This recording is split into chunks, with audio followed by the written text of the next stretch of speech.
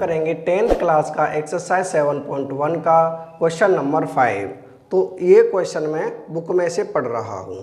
Question है इन a classroom, यानी कि क्लासरूम में 4 friends are seated at the point A, B, C and D as show in figure 7.8। यानी कि किसी क्लासरूम में 4 फ्रेंड्स बैठे हुए हैं, जैसा कि डायग्राम में दिखाया गया है।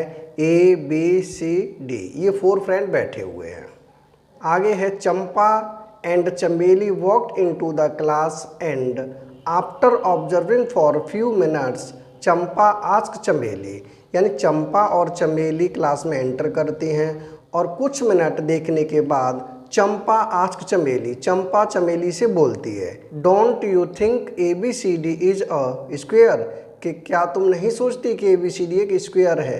चमेली डिसएग्री, चमेली इससे सहमत नहीं होती है। यूजिंग डिस्टेंस फार्मूला यूज करके ये पता करना है कि इनमें से कौन करेक्ट है, चंपा करेक्ट है या चमेली करेक्ट है। तो सबसे पहले हम A, B, C और D चारों को देखेंगे कोऑर्डिनेट। तो A के कोऑर्डिनेट क्या होंगे, X की तरफ है 3 और Y की तरफ है 4। तो A के कोऑर्डिनेट हो जाएंगे यहाँ 3 और 4। अब देखेंगे B के कोऑर्डिनेट।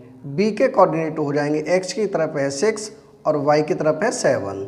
तो B के कोऑर्डिनेट हो जाएंगे 6 और 7। अब देखेंगे C के कोऑर्डिनेट। C के कोऑर्डिनेट हो जाएंगे 9 और 4। यहाँ लिख देंगे 9, 4।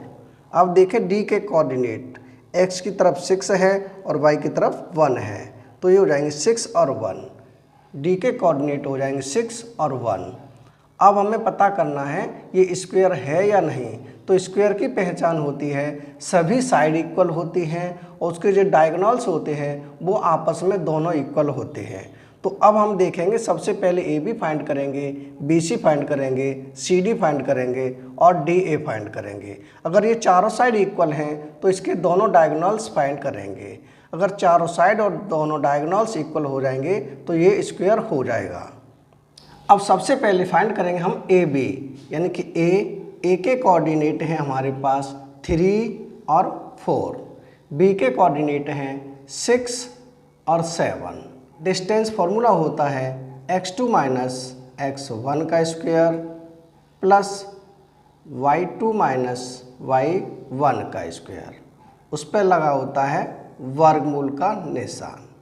यानी कि ये हो गया डिस्टेंस फार्मूला। अब हम AB फाइंड करेंगे तो ये हो जाएगा x1 y1 और x2 ये y2। AB equal to x2 minus x1। तो x2 है 6 और x1 है 3। यहाँ लिखे हैं 6 माइनस 3 का square plus y2 minus y1। y2 है 7 और y1 है 4। तो ये हो जाएगा 7 माइनस 4 का स्क्वायर। यानी AB इक्वल टू 6 में से हम 3 माइनस करेंगे तो यहाँ आ जाएगा 3 का स्क्वायर प्लस 7 में से 4 माइनस करेंगे तो यहाँ भी हो जाएगा 3, यानी 3 का स्क्वायर। ये हो जाएगा AB इक्वल टू 3 का स्क्वायर हो जाएगा 9 प्लस 3 का स्क्वायर 9। ये हो जाएगा AB इक्वल टू 9 प्लस 9 हो जाएंगे 18, यानी कि रूट में 18। AB की वैल्यू आ जाएगी रूट में 18। ये हो जाएगा हमारा AB। अब हम फाइंड करेंगे BC। तो B के कोऑर्डिनेट हैं 6 और 7 और C के कोऑर्डिनेट हैं 9 और 4। पहले हम इनको लिखें। B के कोऑर्डिनेट हैं 6 और 7, C के कोऑर्डिनेट हैं 9 और 4। ये हो जाएगा x1 y1 x2 और y2। अब हम लिखें BC equal to x2 minus x1 या 9 माइनस 6। ये हो जाएगा 9 माइनस 6 का square plus y2 minus y1 यानी कि 4 माइनस 7 का स्क्वायर, इस पर लग जाएगा वर्गमूल। यानी कि BC इक्वल टू 9 में से हम 6 माइनस करेंगे तो ये हो जाएगा 3 का स्क्वायर प्लस 4 प्लस के हैं 7 माइनस के, तो यहाँ बचेंगे माइनस के 3 का स्क्वायर। ये हो जाएगा बी सी इक्वल टू 3 का स्क्वायर हो जाएगा 9 और -3 का स्क्वायर भी हो जाएगा 9। तो ये हो जाएगा बी सी इक्वल टू 9 + 9 यानी कि 18। बी सी की वैल्यू भी आ जाएगी रूट में 18। अब हम फाइंड करेंगे सी डी। तो सी के कोऑर्डिनेट हैं हमारे पास 9 और 4। डी के कोऑर्डिनेट हैं 6 और 1, 6 और 1। ये हो जाएगा x1 y1 x2 और ये y2।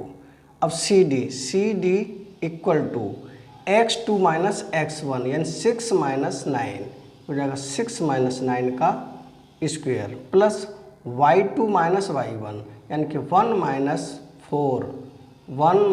4 का स्क्वायर, उस पर लग जाएगा वर्गमूल। यानी कि सी डी इक्वल टू 6 में से 9 माइनस करेंगे तो यहाँ बचेगा -3 का स्क्वायर प्लस 1 प्लस के हैं 4 माइनस के हैं तो यहाँ बचेगा -3 का स्क्वायर। यानी कि सी डी इक्वल टू -3 का स्क्वायर करेंगे 9 प्लस -3 का स्क्वायर भी हो जाएगा 9। यानी ये हो जाएगा C D equal to 9 + 9 18। C D की वैल्यू भी आ जाएगी रूट में 18। अब हम फाइंड करेंगे डी ए, यानी डी के कोऑर्डिनेट हैं हमारे पास 6 और 1 तो यहाँ लिखें 6 1। ए के कोऑर्डिनेट हैं 3 और 4 तो यहाँ लिख दें 3 4। ये हो जाएगा x1 y1 x2 y2। D A equal to x2 minus x1 यानी कि 3 माइनस 6 का square plus y2 minus y1 यानी कि 4 माइनस 1 का स्क्वायर। ये हो जाएगा D A equal to 3 plus के हैं 6 माइनस के हैं तो यहाँ बचेंगे -3 का स्क्वायर प्लस यहाँ 4 में से 1 माइनस करेंगे तो यहाँ बचेगा 3 का स्क्वायर। यानी ये हो जाएगा डी ए इक्वल टू -3 का स्क्वायर करेंगे तो 9 प्लस 3 का स्क्वायर करेंगे तो 9। ये हो जाएगा डी ए इक्वल टू 9 + 9 यानी कि 18। यानी डी ए की वैल्यू भी आ जाएगी रूट में 18। यानी चारों साइड हमारे इक्वल आ चुके हैं। ए बी की वैल्यू है रूट में 18 और बी सी की वैल्यू है रूट में 18 और सी डी की वैल्यू है रूट में 18 और डी ए की वैल्यू है रूट में 18। यानी चारों साइड इक्वल आ चुकी है। अब हम देखेंगे इसके डायगोनल्स। अब हम फाइंड करेंगे इसके डायगोनल्स यानी कि ए सी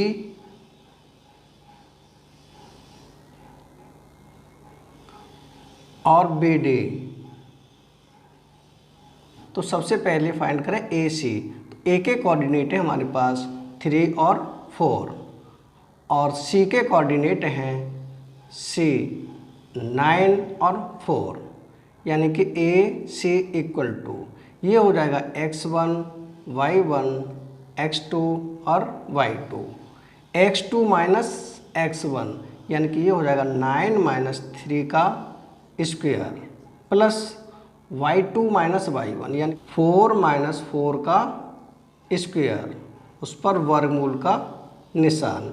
यानी कि ए सी इक्वल टू 9 में से 3 माइनस करेंगे तो यहाँ हो जाएगा 6 का स्क्वायर प्लस 4 में से 4 माइनस करेंगे तो 0 का स्क्वायर। 6 का स्क्वायर करेंगे तो ये हो जाएगा 36। 36 का हम स्क्वायर रूट लेंगे तो ये हो जाएगा ए सी इक्वल टू 6। ए सी की वैल्यू आ जाएगी 6। अब हम फाइंड करेंगे बी और डी, दूसरा डायगोनल्स। बी के कोऑर्डिनेट है हमारे पास 6 और 7, डी के कोऑर्डिनेट हैं 6 और 1 6 1। ये हो जाएगा x1 y1 x2 और y2।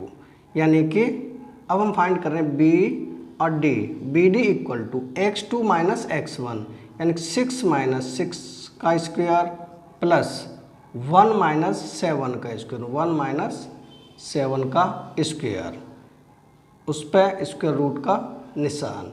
यानी कि बी डी इक्वल टू 6 में से 6 घटाएंगे 0 का स्क्वायर प्लस 1 प्लस के है 7 माइनस के, तो यहाँ बचेगा माइनस के 6 का स्क्वायर, यानी कि बी डी इक्वल टू ये पूरा ये तो 0 का स्क्वायर 0 रहेगा और माइनस 6 का स्क्वायर करेंगे तो हो जाएगा 36 अंडर रूट में।